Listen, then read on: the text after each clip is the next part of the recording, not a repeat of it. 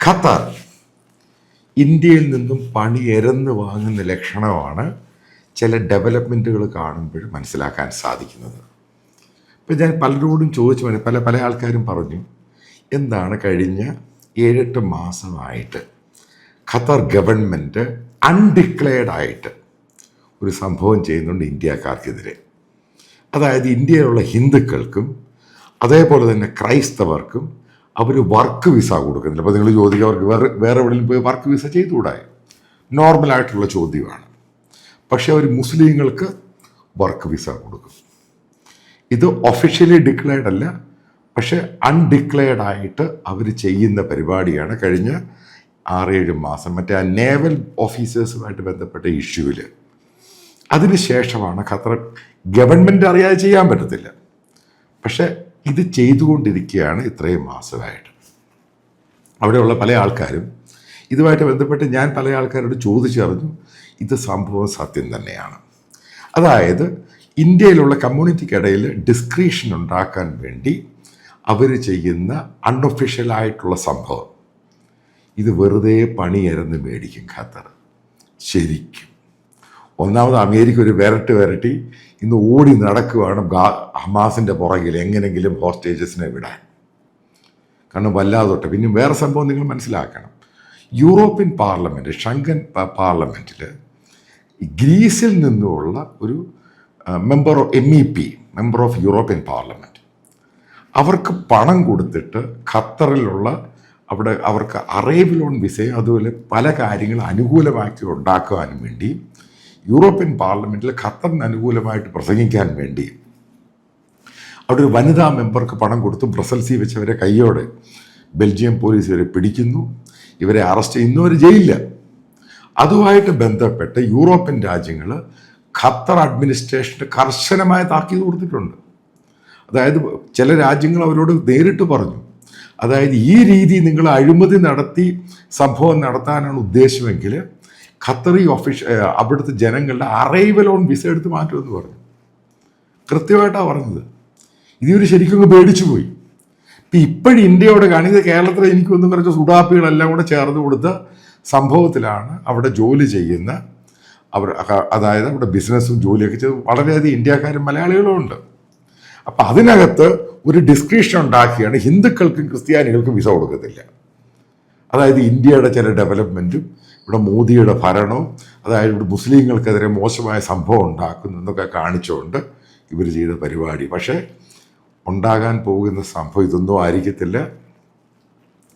India വിചാരിച്ചു കഴിഞ്ഞാൽ ഖത്തറിനെ ശരിക്കും ഈ യുദ്ധമൊന്നും അല്ല, ഇവന്മാരെ ഇൻ്റർനാഷണലി അങ്ങ് ഒതുക്കാം.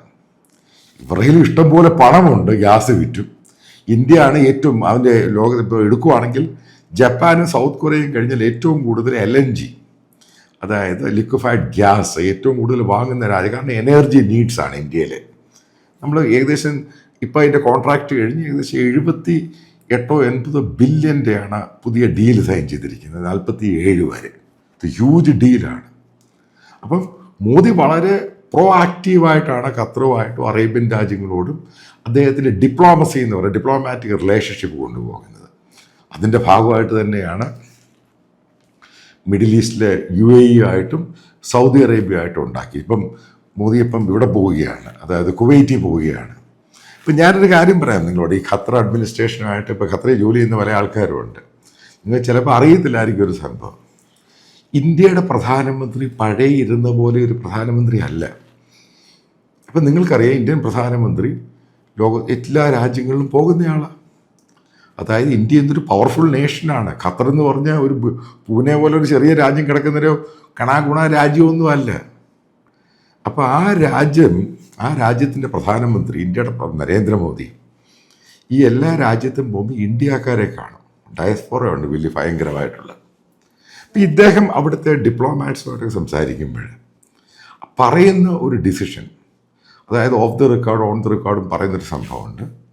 ഒരു കാരണവശാലും ഇന്ത്യക്കാരൻ ഇവിടെ നിങ്ങൾക്ക് പ്രശ്നമുണ്ടാക്കത്തില്ല. നിങ്ങളുടെ രാജ്യത്തെ അവിടുത്തെ നിയമങ്ങളനുസരിച്ച് ജീവിക്കുകയും ജോലി ചെയ്യുകയും ബിസിനസ് ചെയ്യുകയും ചെയ്യുന്നവരാണ് ഇന്ത്യക്കാരൻ.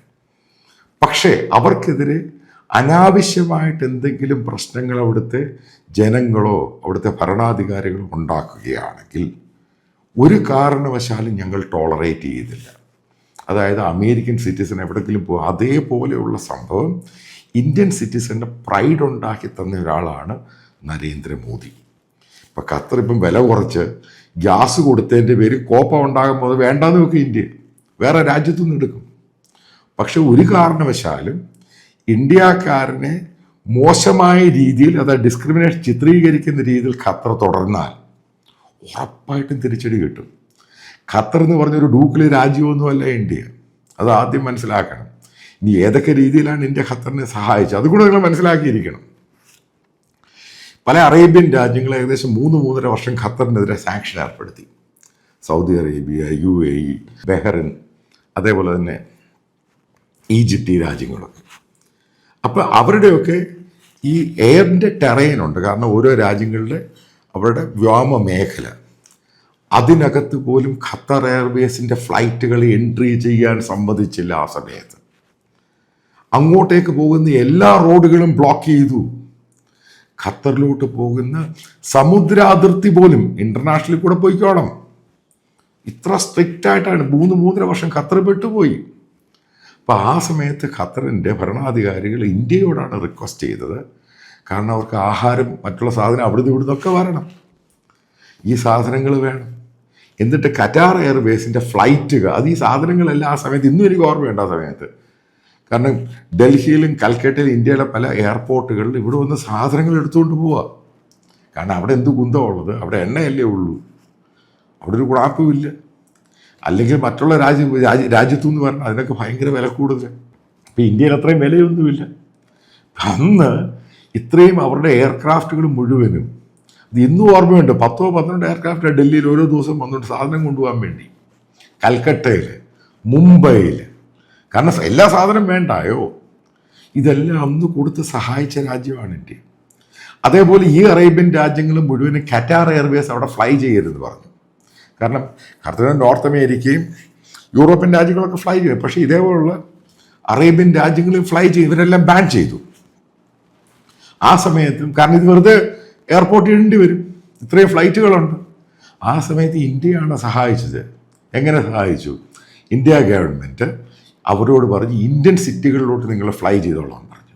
കാരണം ഇവിടുന്ന്, അതായത് ഇത്തിഹാദിനും എമിറേറ്റ്സിനും കൊടുക്കാത്ത പ്രിവിലേജ് അന്ന് ഗവൺമെൻറ് ഓഫ് ഇന്ത്യ ഖത്തർ ഗവൺമെൻറ്റിന് കൊടുത്തു. കാരണം അവരുടെ ഫ്ലൈറ്റുകൾ ഫ്ലൈ ചെയ്തോട്ട്, അവിടുന്ന് പാസഞ്ചേഴ്സിനെ എടുത്ത് ഇൻ്റർനാഷണൽ ട്രാൻസിറ്റ് ഹബ്ബായിട്ട് ഉപയോഗിച്ചോട്ട്, ഞങ്ങൾ ഒരു കാരണവശാലും നിങ്ങളെ ഉപദ്രവിക്കാൻ വരത്തില്ല. ആ ഒരു റിലേഷൻഷിപ്പാണ് ഖത്തറുമായിട്ട് അവരുടെ ഭരണാധികാരിയുമായിട്ട് ഗവൺമെൻറ് ഓഫ് ഇന്ത്യ, അതായത് മോദി ഗവൺമെൻറ് കൊണ്ടുപോകുന്ന വളരെ പ്രൊആക്റ്റീവാണ്. പക്ഷെ ഒരു കാര്യമുണ്ട്, നിങ്ങളെന്ത് ഖത്തറിൻ്റെ ഈ കേൾക്കുന്ന ചില മലയാളികൾക്ക് അവരെ അറിയുന്നവരുണ്ട്.